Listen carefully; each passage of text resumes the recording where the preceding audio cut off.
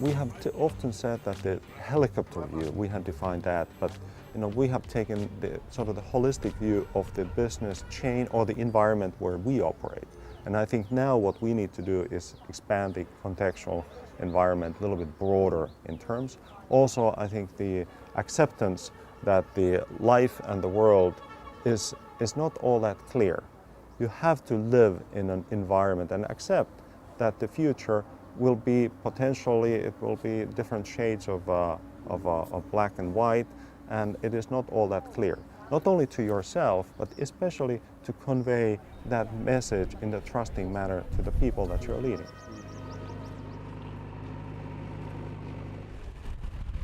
I think there's no question about that, and it's for the personal leadership as well, because it would be actually faulty to say that this is the future and there we are going.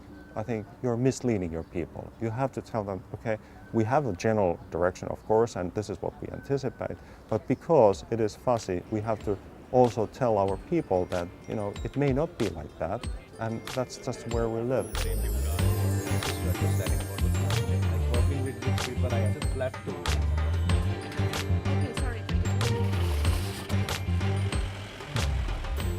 I think what this actually gives is an accelerated opportunity to experience how the change can be.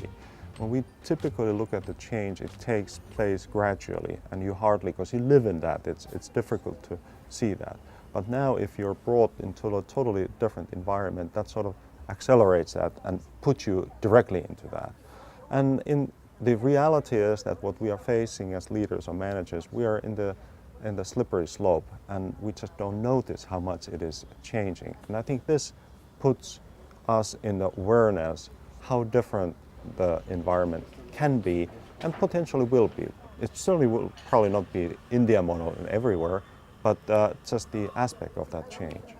Now was that it was probably good that we did allow. It's interesting to see how that's the spirit builds up, like the first morning in a class, traditional classroom setting. That's and people are kind of should I ask? I don't know if I don't want to bother anybody, or maybe that's just a dumb question. And then after this visit to the water shop, then all the energy was released. Yeah. That was exactly the design. Yeah, and it worked very well. Yeah.